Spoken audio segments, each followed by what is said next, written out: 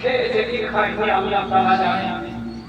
আধা শরীর দেখা যাচ্ছে, আধা ঢাকা আছে, এই 6 ইঞ্চির ব্লাউজ বোঝা যাচ্ছে, আর এত বড় 32 ইঞ্চির গলা সব বোঝা যাচ্ছে, ওর গয়না নাকি সব চেনা যাচ্ছে।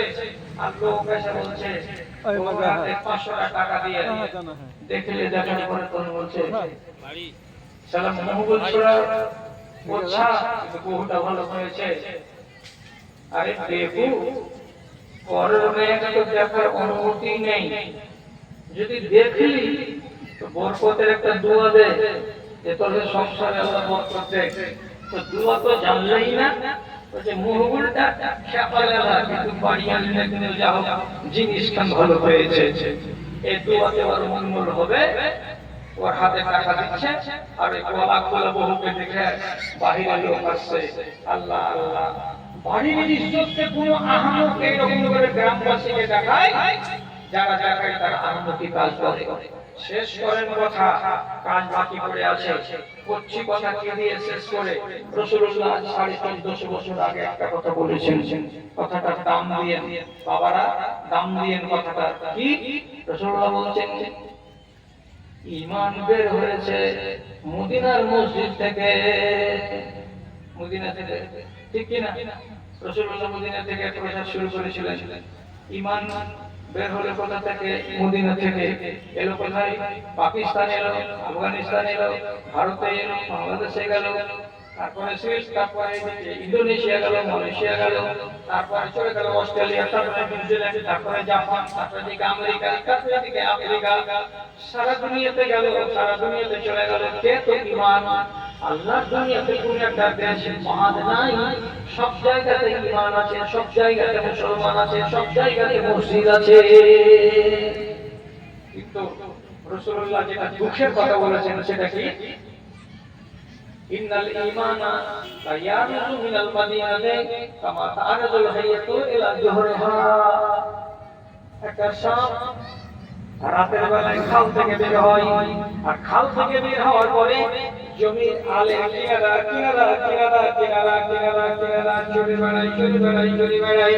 যখন সকাল হতে যায় তখন সাপটা যেই খাল থেকে বেরিয়েছিল সেই খালে আবার ঢুকে যায়।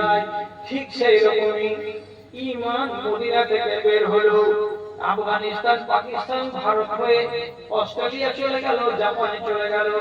যেদিন সময় শেষ হয়ে যাবে, কিয়ামতের টাইম কাছে আসবে, তখন ঈমান উল্টা দিকে হাঁটা শুরু করে দেবে। জাপানে ঈমান পাবে না, অস্ট্রেলিয়াতে ঈমান থাকবে না, ইন্দোনেশিয়াতে ঈমান থাকবে না, বাংলাদেশে ঈমান থাকবে না, ভারতে ঈমান থাকবে না। ঈমান উল্টা পথে পথে যাত্রা করে যেতে যেতে যেতে যেতে মদিনা থেকে এসেছিল মদিনায় চলে যাবে। আর দেশের মানুষগুলো বিনা ঈমানেই বেঁচে থাকবে। থাকার পরে কিছুদিন যাবে, ওরা একবার আল্লাহ কথাটা বলবে। আল্লাহ কথাটা 25 বছর যদি বেঁচে থাকে তো একটা নসল যেমনি কত হয়ে যাবে, তারপরে আরেকটা নসল যেমনি আসবে আল্লাহ কথাটা ভুলে যাবে।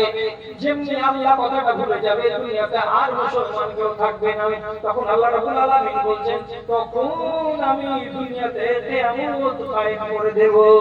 ঈমান থাকা পর্যন্ত কিয়ামত কায়েম হবে না। এখন নেংড়া লুলা ফাটা পুরানা যেমনই হোক ঈমান আছে, যেমনই হোক ঈমান আছে। 100% নেই, 80, 75, 60, 50, তবে ঈমান আছে। এইগুলি কখনো করে কিয়ামত কায়েম হবে না, এটা কথা আপনাকে নিশ্চিত করতে হবে। তবে এটা শিখে রাখতে হবে ঈমানের উল্টো পথের যাত্রা শুরু হয়েছে। আস্তে আস্তে আস্তে আস্তে আল্লাহ তুমি ভালো জানো 200 বছর পরে, 250 বছর পরে একদম শেষ হয়ে যাবে। তারপরে তখন আল্লাহ তাআলা কিয়ামত কায়েম করে দেবেন। যতদিন বেঁচে আছেন নিজের দিকে তাকান, ঈমানটাকে ঠিক রেখে কবরে যান, এটা আমার হলো বড় কথা।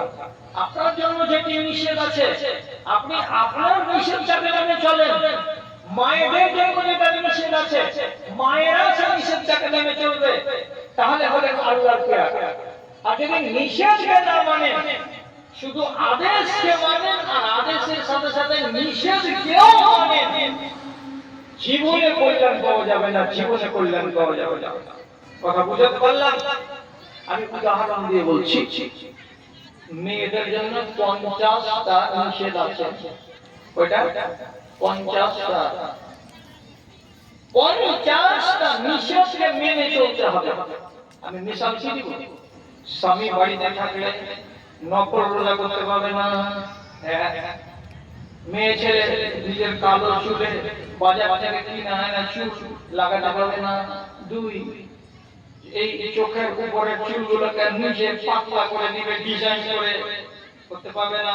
3, আজকালকার লোকেরা সব ট্যাটু করছে, অনেক অনেক মেয়ে ছেলে ট্যাটু বানাচ্ছে, হাতে ট্যাটু বানানো যাবে না।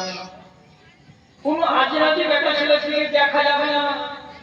নিজের স্বামীর মালকে তার এজাজত অনুমতি ছাড়া কোন মানুষকে দেওয়া যাবে না।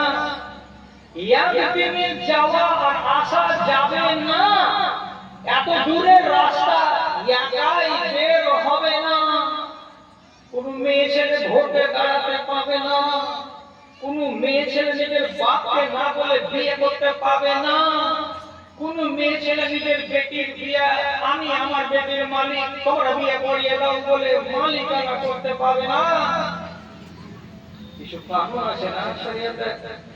তো মায়েরা তাদের কানুন মানবে আর আপনারা আপনাদের কানুন মানবেন। আপনাদের কানুন হলো কম, পুরুষদের কানুন হলো কম। যেগুলো নিষেধ তার ভেতরে হলো কি? শুধু রুজি, শুধু খাওয়া দাওয়া, এগুলোর ভেতরে সবথেকে বেশি আছে।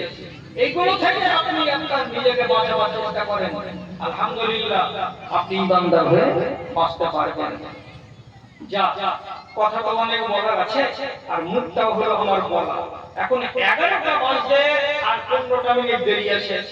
আমি আপনাদের মতো ভাই থেকে বলছি আর এই আড়ালে যত মা আছে সব থেকে বলছি যে মসজিদের নামে এটা জালসা, আপনি এবার টাকা দিবেন, এরপর এখানে আর আপনি রুকবেন না, অবশ্যই চলে যাবে। ঠিক আছে? অবশ্যই চলে যাবে। চলে যান।